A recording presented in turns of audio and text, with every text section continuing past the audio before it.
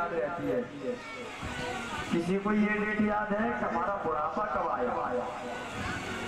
किसी को याद है? बताओ बुढ़ापा कब आया? पता है?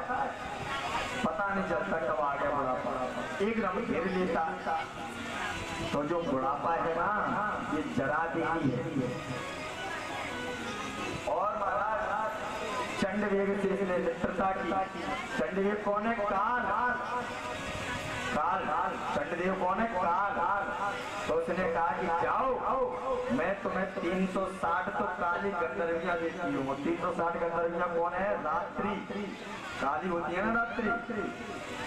और 360 पूरे गंधर्व देता हूँ। गंधर्व कौन है महाराज? दिन। और काल चंडवेग।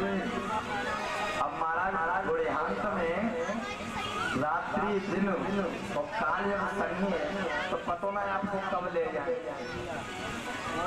और कब आक्रमण कर दे। मृत्यु का पता है कब आक्रमण कर दे? आत्मा में जब वृद्धता आ जाती है, वृद्ध हो जाती है, तो वह तुरंत आक्रमण कर देती। कौन? जरा देवी। तुरंत आक्रमण कर दिया और इस आत्मा को बंदी बना करके खींच रही है। और हम लोग क्या चिल्ला रहे हैं? अरे पुरंजनी मेरे बिना रह नहीं पाई, क्योंकि मैं उससे प्रेम करता हूँ। वो मेरे बिना पानी नहीं पी पाएगी, जल नहीं पी पाएगी। ऐसी अपनी जब आत्मा जाती है तो भटकती है, मोह हो जाता कि हमारे माता पिता हैं, कि हमारे बहन भैया हैं, कि हमारे चाचा ताऊ हैं। इतना मोह हो जाता है कि हमारे हैं अपने। लेकिन महाराज मोह नहीं होना चाहिए। क्यों नहीं होना चाहिए? कि इस घर को छोड़ करके अपन उस घर में भी जानना। जैसे महाराज एक पुत्री होती है ना, पुत्री, उसका पिता उसे 20 साल तक, जैसे मान लो किसी पुत्री का 20 साल के बाद ही होता है, तो पाल पोस के बड़ा करता है 20 साल तक। तो 20 साल तक अब किसी पुत्री से कहो, इस पुत्री से कह दो कि बेटा तुम्हारा घर कौन सा है, तो ये कह दे कि मेरा घर ये मेरे माता पिता हैं, ये मेरे भैया हैं, ये मेरी बहन है। अभी किससे कह रही है? इसी घर से कह रही है। और जैसे ही महाराज 20 साल के बाद शादी होती है ना और ससुराल पहुंचती है, तो फिर महाराज त्योहार में भी आना पड़ता है अपने घर में। और शादी के बाद जब पुत्र बच्चे भी हो जाए ना, तो फिर तुम उससे पूछना कि बेटी तुम्हारा घर कौन सा है, तो क्या वो अपने बाप का घर अपना घर बताएगी? तो है ससुराल में जाकर यही कहती है कि ये मेरी गाड़ी है, ये मेरे 22 चक्का है, यही मेरा घर है, यही मेरा पुत्र है, यही मेरा घर है, यही मेरे पति हैं, यही मेरे सास ससुर हैं, यही सब कुछ है। वो वाला घर नहीं है मेरा, वो वाला घर नहीं। क्यों? क्योंकि जब तक पुत्री 20 वर्ष की जब तक वो करता, लेकिन उसने मन में विचार किया कि मुझे इस घर को छोड़कर उसके घर में जाना है। जब पिताजी जबरदस्ती बेटी का फोन लगा भी लें कि बेटी माँ की तबीयत खराब है, थोड़े दिन के लिए आ जाओ, तो महाराज माँ की तबीयत देख करके बेटी 2-4 दिन के लिए आ भी जाएगी, लेकिन 5वें दिन यही कहेगी पिताजी मैं तो जा रही हूँ, मेरे बच्चों की पढ़ाई लेट हो रही है, और पापा अब नहीं रह पाऊंगी, मम्मी की सेवा अब नहीं कर पाऊंगी, मेरे बच्चों की पढ़ाई लेट हो रही है, घर में काम डला है, कपड़े जाकर के धोने बहुत सारे डले हैं, ये काम है। तो महाराज जब वो बचपन था तो उसने अपने बाप का घर कोई घर लगता था, लेकिन शादी के बाद उसे अपने पति का घर अपना लगने लगा। उसी प्रकार चिंतन करने वाली बात है। यह वही पुरंजन है, बिलक रहा है, रो रहा है, लेकिन जाना कहाँ? फिर वह मर जाता, भटकता रहता है, फिर आखिर में वो पछताता है। तब परमात्मा आती है। परमात्मा कब आती है? जब वो सब तरह से हार जाता है, सती बनने के लिए बैठ जाता है, तो कौन आया फिर? अविज्ञात, उसका मित्र। अविज्ञात कौन था? मैंने आपको बताया, परमात्मा। उन्होंने समझाया तो खूब भटका, पर भटका 84 लाख योनि में भटका, लेकिन आखिरकार मैंने तुझे उपदेश दिया, तब वो समझ गया। तब अविज्ञात ने हाथ पकड़ा और ले गया। यही तेरा परम धाम है। जिंदगी में हजारों का मेला जुड़ा, हम जब जब उड़ा तब अकेला उड़ा। जिंदगी में हजारों का मेला जुड़ा, हम जब जब उड़ा तब अकेला उड़ा। जिंदगी में हजारों का मेला जुड़ा, हम जब जब उड़ा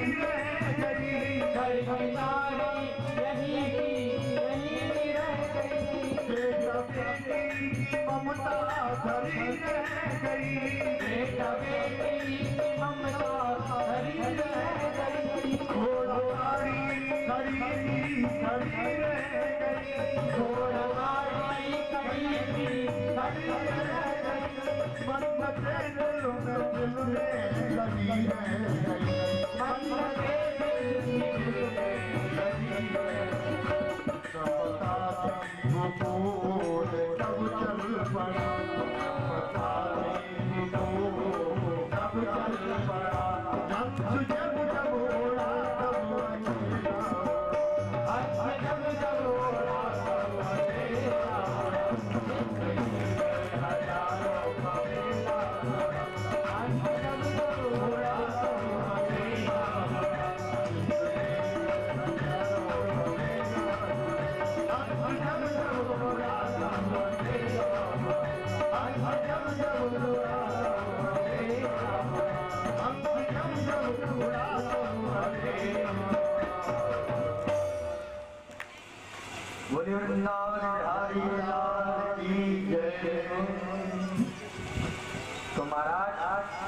यही अपना मानव धर्म है। अब क्या परमात्मा है, जब परमात्मा से जोड़ा हो जाता है ना तो प्रज्ञन का उद्धार हो जाता है। उसी प्रकार हमें अपना जीवन परमात्मा को समर्पित कर दो तो परमात्मा तुम्हारा उद्धार कर दे। लेकिन करना पड़ेगा ईमानदारी से। ऊपर से कहो परमात्मा हमने अपने आप को समर्पण कर दिया, तेरा बिना को अर्पण क्या लागे मेरा। ऐसे सच्चे मन से सच्चे हृदय। इस प्रकार नारद जी के उपदेश से राजा बड़ी सावधान। अब महाराज जो वर्णन मैंने आपको सुनाया मनु और स्वरूपा का, इनके दो पुत्र उत्तानपाद का प्रसंग मैंने आपको सुना दिया। और दूसरे पुत्र जिनका नाम था पिंगड़, उनका सुना। ये महाराज बड़े पराक्रम आया थे। इन्होंने एक दिन बैठे बैठे सोचा ये रात्रि में लोग विषयानंद में ग्रस्त रहते हैं, भजन पूजन करते नहीं है, यूं समय बिता देते हैं, सोते हुए निकालते हैं, मैं रात्रि ही नहीं होने देता। तो इन्होंने ज्योतिर्मय रथ का अर्जन किया और 7 प्रदक्षिणा करके की तो महाराज 7 दिन तक रात्रि नहीं होने दी। ब्रह्मा जी घबराए, आकर के बोले बेटा गड़बड़ मत करो, ये प्रकृति है। जहाँ व्यक्ति रात को विषयानंद में ग्रस्त रहते हैं, कुछ लोग पुरुष उसमें समाजित भगवान का भजन करते हैं। सब लोग विषयानंद में ग्रस्त नहीं रहते।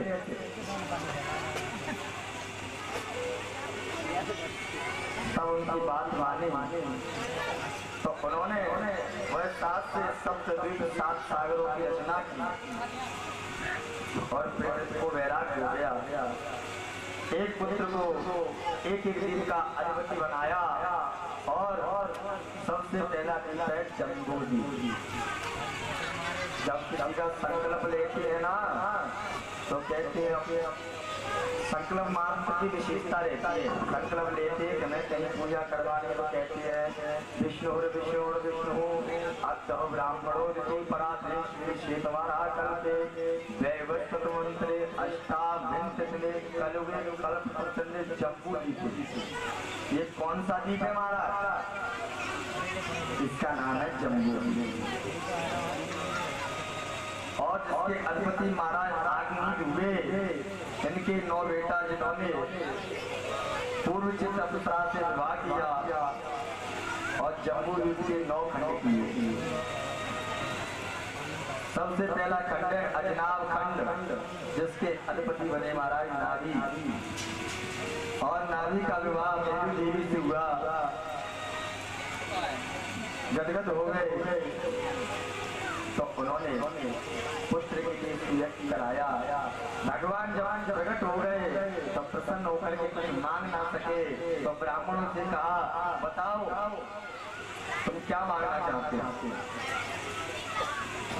ब्राह्मण ने कहा महाराज ये पुत्र के लिए ये लिख जाए कि पुत्र की आवश्यकता है, पुत्र दे दीजिए। तो भगवान ने कहा ये ब्राह्मणों ने वचन मांगा है इसलिए मैं स्वयं ही यहाँ बेटा बन करके आऊंगा। तो महाराज नारी के पुत्र भगवान सब देव बन करके आए। बोल सब देव भगवान की जय। उनका जन्म हुआ और महाराज इतने तेजस्वी थे कि इंद्र इनके तेज को देख करके घबरा गया, उन्होंने वर्षा करना बंद कर दिया। तो महाराज जब समझे भगवान ने देखा कि इंद्र को अहंकार आ गया तो खुद ही वर्षा कर ली। जब इंद्र लज्जित हुए तो उन्होंने अपनी पुत्री का विवाह ऋषभदेव भगवान के साथ कर दिया। उनकी पुत्री का नाम था जयंती। उनका विवाह ऋषभदेव से कर दिया और उनके 100 पुत्र हुए। सबसे बड़े बेटे का नाम था भरत, जिससे हमारे देश का नाम, पृथ्वी का नाम क्या पड़ गया? भारत। बोल भारत माता की जय। तो महाराज सुखदेव जी कहते हैं परीक्षित से, एक बार सुखदेव जी ने अपने पुत्रों को बुला करके विषयानंद और ब्रह्मानंद का उपदेश सुनाया कि महाराज संसार में जितने भी जीव जंतु हैं वो सब विषयानंद में मुक्त है, आनंद लेते हैं, लेकिन जो अपना एक शरीर है ये विषयानंद के लिए नहीं है, ये ब्रह्मानंद के लिए, ब्रह्मानंद को प्रसन्न करता है। महाराज ऋषभ देव जी तो पागलों की तरह लेने लगे, कहीं बैठ जाते थे, मलमूत्र त्याग देते थे। और महाराज वो तो परमात्मा थे, अष्ट सिद्धियां आई। उन्होंने कहा प्रभु मुझे स्वीकार कर लो। ऋषभ देव जी ने कहा हम तुम्हें स्वीकार नहीं करेंगे। क्यों?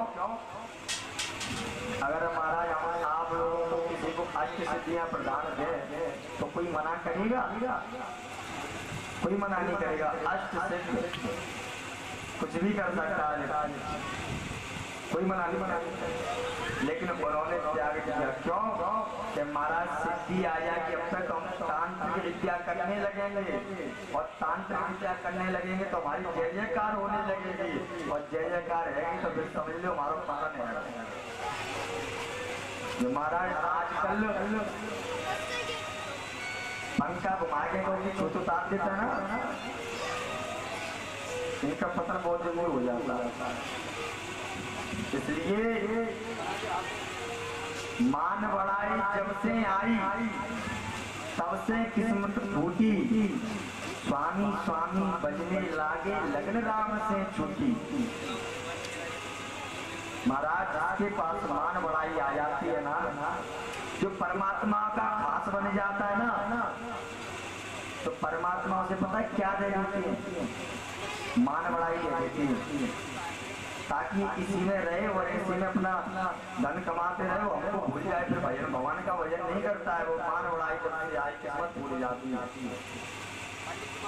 जैसे एक पुत्र होता है ना, तो माँ अपने पुत्र को वो लेती है, दूध पिला करके बिठाल देती है, तो फिर आखिर में क्या दे देती है? जब माँ कुछ काम में लग जाती है, कर ले बेटा खिलौनों से खेल, तब तक मैं पूरे घर के काम कर लूं, खिलौने से खेल ले तब तक। इसी प्रकार परमात्मा ने हमको क्या दिया है कि तू खेल, मैं भी नहीं तुझे लूंगा। तो उन्होंने क्या दिया? मान बढ़ाई, सम्मान। महाराज बड़ा सम्मान हो रहा है, सम्मान हो रहा है बड़ा। महाराज असली संत वही है जिसको सम्मान मिले फिर भी वो प्रसन्न ना हो, और उसका अपमान कर दे फिर भी वो प्रसन्न ना हो, दोनों में एक समान है। इसलिए उन्होंने अष्ट सदियों का परित्याग कर दिया महाराज। और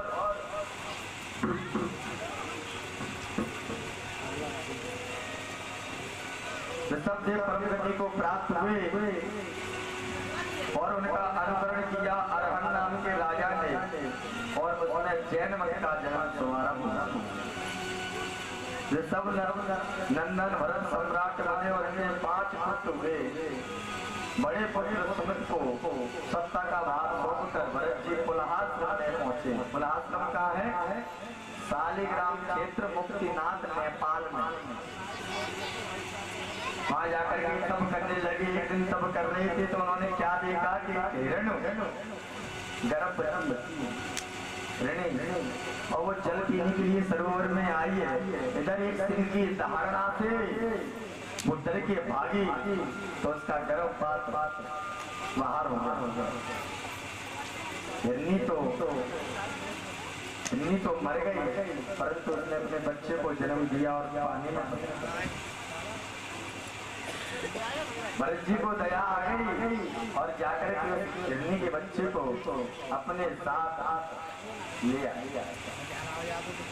उन्होंने उसकी रक्षा की, ये अच्छी बात है, दया दिखाई, परंतु जाना मोह नहीं होना चाहिए किसी से। हम किसी की मदद कर रहे हैं ये अच्छी बात है, परंतु उसको घर ही नहीं आए, उसे कितना मोह हो जाए फिर उससे छोड़ा ही नहीं जाए, फिर मतलब क्या। तुम्हारा भरत जी से हिरण के बच्चे को घर ले आए, उससे इतना मन चित्त लग गया। हमारा जब भी वो पूजा करते थे ना, संध्या वंदना करने बैठते थे ना, तो हिरण का बच्चा आता उनको चाटने लगता था शरीर, इतना मोह हो गया। और जब उन्हें दलकार देते थे तो चुपचाप जाकर के उनके सामने बैठ जाता था, जैसे किसी पशु को पालते तो पालतू बन जाता, उसी प्रकार इनका बच्चा पालतू बन गया। और एक दिन हिरणों का बहुत बड़ा झुंड आया। जब हिरण ने देखा कि ये असली परिवार मेरा ये है, देखने में एक से लग रहे हैं, तो वो हिरण का जो बच्चा था वो उनके साथ घुल मिल गया और जंगल की तरफ चला गया। भरत जी महाराज ने जब आश्रम में देखा कि मेरा वो बच्चा नहीं दिखाई दे रहा है इसका, तो व्याकुल हो गए, घूमने लगे, वो नहीं मिला। और उसके चिंतन करते करते करते करते उन्होंने अपना शरीर त्याग दिया। और कहते ना, जिसका चिंतन करते ना अगले जन्म में वही बनते। किसी प्रेम का चिंतन करोगे तो प्रेम का बन जाओगे, किसी पशु का चिंतन करोगे तो पशु बन जाओगे।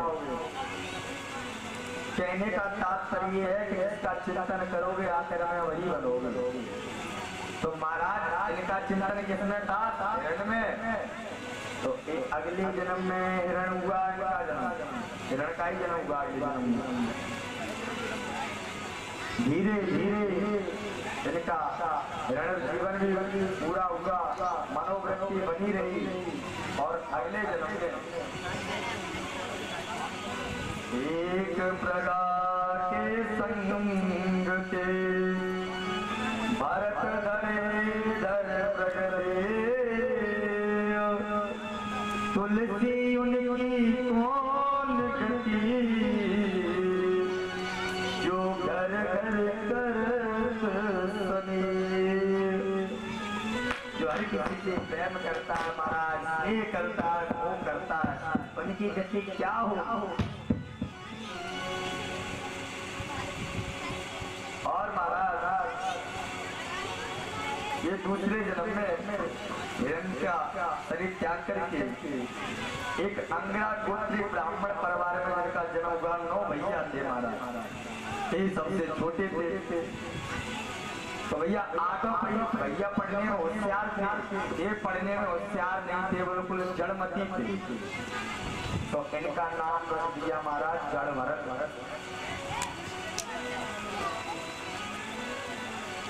जड़ भरत किया महाराज। ये कुछ नहीं करते थे, ना पढ़ने में मन लगता था, ना कुछ, केवल परमात्मा का भजन करते थे। तो महाराज सब लोग उन्हें पागल समझते थे। परमात्मा के भजन करने वाले को व्यक्ति पागल बहुत समझते हैं। पागल रहना भी चाहिए। कोई पागल है धन दौलत का, कोई पागल बैठा नारी का, कोई पागल बैठा नारी का, कोई पागल बैठा नारी का, कोई पागल बैठा नारी का। सच्चा पागल तो गोरी है हो,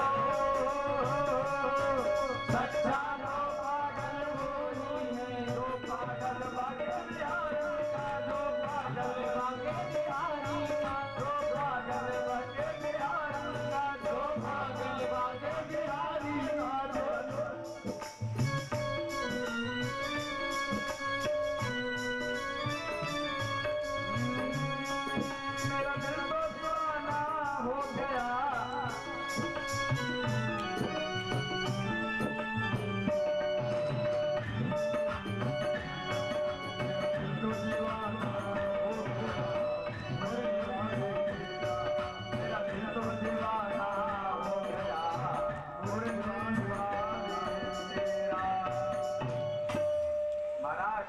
कोई पागल तो धन दौलत का, कोई पागल रहता नारी का, सच्चा पागल वही है जो पागल बाके बिहारी का।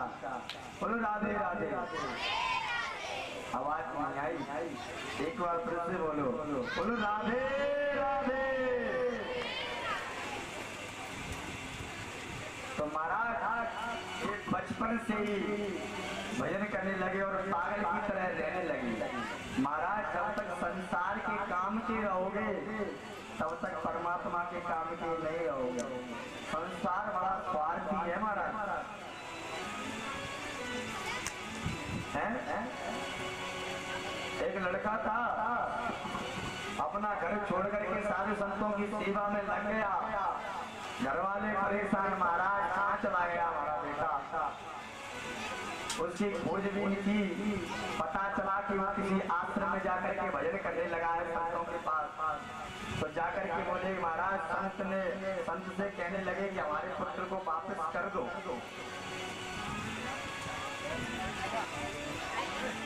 उन्होंने कहा बेटा तुम्हारे पिताजी तुम्हें लेने के लिए आए, चले जाओ। उन्होंने कहा नहीं महाराज मुझे तो बस भजन करना है और यहीं रहना है। उन्होंने कहा नहीं तुम्हारे पिताजी तुम्हें बुला रहे हैं, चले जाओ। जाकर के अपने घर पे भजन करना, मैं तुम्हें मंत्र दे देता हूँ। तो महाराज उसको मंत्र दे दिया और घर पर आ भी गया। जैसे महाराज पहला दिन हुआ, सुबह से महाराज 4 बजे स्नान किए उस लड़के ने।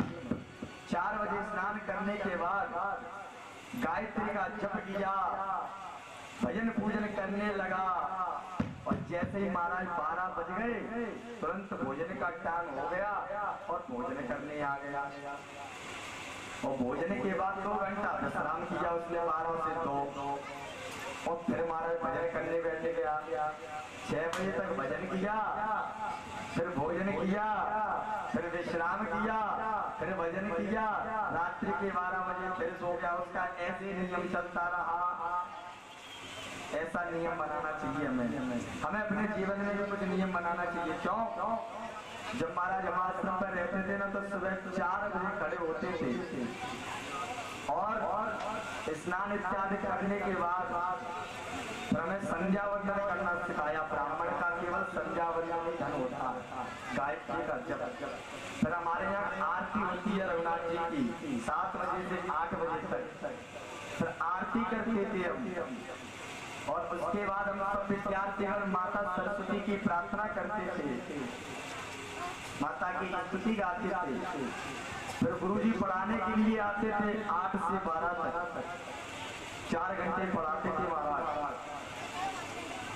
और 12 बजे भोजन, 2 घंटे विश्राम।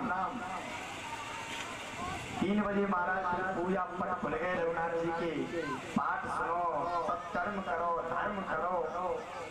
4 बजे तक महाराज 2 घंटे के लिए मनोरंजन मात्र। 4 से 5:30 बजे तक 1.5 घंटे का ही वॉलीबॉल, फुटबॉल वगैरह मंच बनी थी हमारे यहाँ, तो ये खेलते थे, क्रिकेट वगैरह ये खेलते थे, मनोरंजन करते थे 1.5 घंटे। उसके बाद 6 बजे आ जाओ मंदिर में। फिर सीताराम की धुन चलती थी, सीताराम सीताराम सीताराम जय सीताराम, राधे श्याम राधे श्याम राधे सत्य राधे श्याम। 7 बजे तक भजन करते थे। 7 बजे के बाद आरती होने लगती थी। 9 बजे महाराज आरती से फ्री होते थे, क्योंकि महाराज रघुनाथ जी की आरती हुई, आधा घंटा आरती में लगता था, फिर आधा घंटा स्तुति में लगता था, फिर रामचरितमानस पढ़ी जाती थी, फिर रामाष्टक पढ़ा जाता था, फिर भगवान को भोग लगाया जाता था, फिर सैन आरती होती थी, उनको सुला देते थे प्रभु जी को। तब हम फिर भोजन करते थे 9 बजे के बाद सब विद्यार्थीगण, और भोजन 1 घंटे के बाद पहले हम सब बड़ों को भोजन कराते थे। बाबा वगैरह, गुरुदेव भगवान और जो बड़े बड़े थे बाहर से अतिथिगण आए उनको भोजन कराते थे, उसके बाद हम खाते थे। और महाराज हमने तो इतना दुख झेला है कि कोई झेल भी नहीं सकता। अब तो महाराज आश्रमों में मशीन, रोटी बनाने वाली मशीन आ गई है। गैस सिलेंडर आ गए, चूल्हे पे रोटी बना लो। जब हमारे तेलेना आश्रम में वृंदावन में भी खनेटा में भी तो हमारा चूल्हा था, चूल्हा लकड़ी लेकर के आते थे जंगल से। उधर जंगल था एक भयानक पेड़ था, वहां से लकड़ी लेकर के आते थे, उनको काट करके ऊपर ले जाते थे छत पे। सब्जी हमारे पुजारी जी बना देते थे और सब रोटी हम बनाते थे। तो महाराज एक बेलना इधर दो, एक बेलना टेढ़ी मेढ़ी रोटी बना, वो आपने क्यों बनाई नहीं? रोटी बना दो जली वली जैसी भी रोटी। और आग तो हमने कोई बारी मारी, क्योंकि हमें एक्सपीरियंस हो तो जला लेता है, धुआं होता उसमें से। तो रोते थे महाराज, जैसे कोई पुत्री, कोई पिता अपनी पुत्री को कहीं छोड़ देता है ऐसे भयानक घर में, तो वो दुखी होती है, तो कहती कहाँ हमारे बाप ने हमें पटक दी। उसी प्रकार हम ये सोचते थे, रोते थे रात में कि हमारे पापा में जब हम गए थे नए तो हमें तो कोई होश नहीं, हमें तो बहुत अच्छा लगा। लेकिन जैसे कुछ दिन बाद घर की याद आने लगी, मम्मी की याद आने लगी, पापा की याद आने लगी, रोते थे, रोटी हम पे नहीं बन रही, खुद कपड़े धोना सीखना, ये सब नियम संयम सीखते थे, पढ़ते थे विद्यार्थी जीवन। लेकिन जो हमने पेड़ लगाया उसका फल हम आज पा रहे हैं, और आज भी हम अपना विद्यार्थी जीवन ही जी रहे हैं। ग्वालियर भी आज हम अपने रूम लेकर के रहते हैं, खुद भोजन पकाते हैं, खुद बनाते हैं, खुद अपने हाथों से वस्त्र धोते हैं। ये विद्यार्थी जीवन है, और जीवन पर्यंत तक ऐसा ही रहना चाहिए। महाराज हमने बहुत पढ़ लिया, अब नहीं पढ़ना, जीवन पर्यंत तक पढ़ना चाहिए, ठीक है?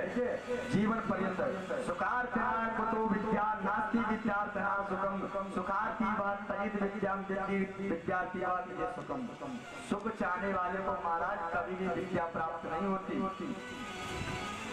जो सुख चाहने वाले होते हैं उनको विद्या प्राप्त नहीं होती, दुख में रहना पड़ता है महाराज। आश्रम में धरती पे लेटना पड़ता था, पोछा लगाना पड़ता था, झाड़ू लगाते थे, और दिन रात रघुनाथ जी की सेवा करते थे।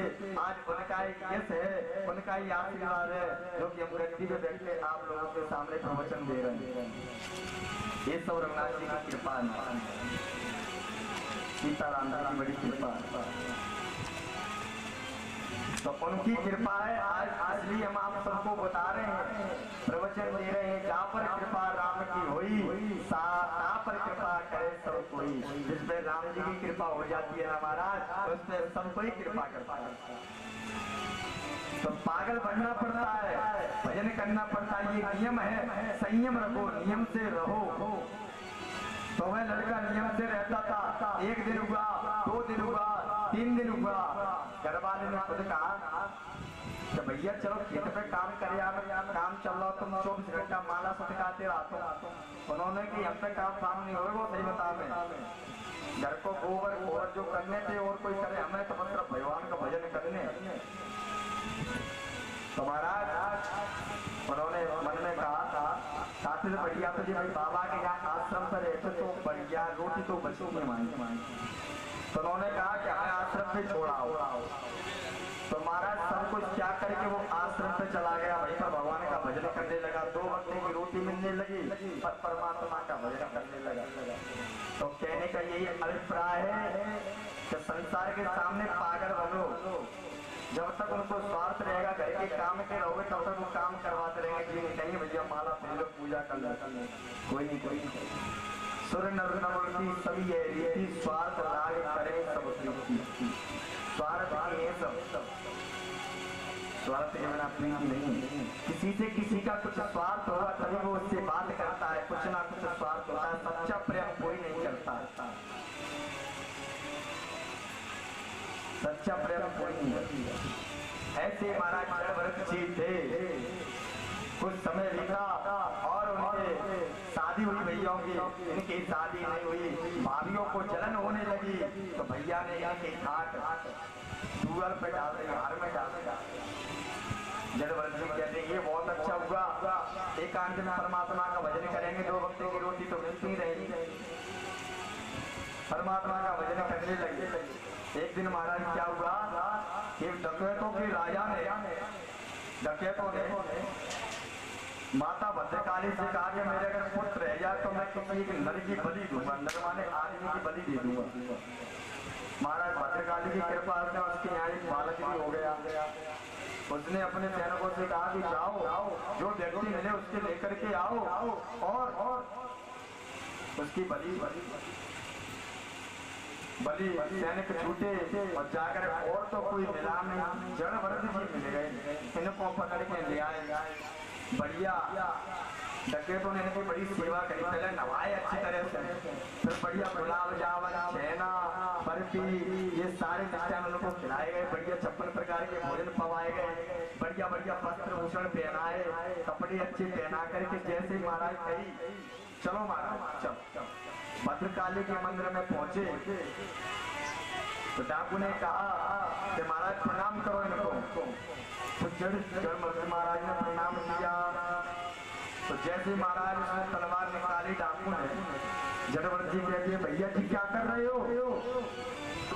डाकू कहता है माल पूरा मुक्त के नहीं थे, जो तुम्हें खिलाया है पिलाया है इसका बदला है, तुम्हें मारा बलि दी जाएगी तुम्हारी मानी में। क्या बात। जड़वर्त जी मन में विचार करने लगे कैसी स्वाद की दुनिया, पहले खिलाती है फिर मारती है धोखे।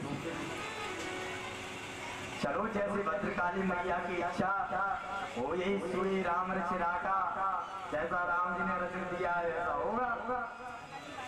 जैसे चिंतन करके नीचे सिर झुकाया, भद्रकाली ने देखा कि किसी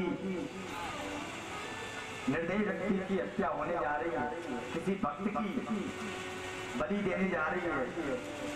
तुरंत भद्र मैया प्रकट हो गई, बोल भद्रकाली मैया की प्रकट हो गई और उसका खड़ग लेकर के सब डाकुओं का सर काट दिया और उस भक्त को छोड़ दिया। जैसे ही महाराज जड़वर्ती ने ये दृश्य देखा तो महाराज सब कुछ बदला सा दिख रहा है। खाने डाकू सबके सर के धड़ डले, एक कह करके हरी इच्छा मान करके चल दिए। उसी जगह महाराज चले जा रहे हैं, घर पे नहीं गए लौटे गए, फिर तो वो भ्रमण करने के लिए गए। फिर महाराज एक सिंध सौवीर की राजा रघुगढ़ कपिल भगवान के आश्रम पे जा रहे थे, तो उसमें एक कहार जानते हो खाने वाला फाड़की, वह बीमार पड़ गया। तो महाराज छीन उठा नहीं पाते तो उन्होंने कहा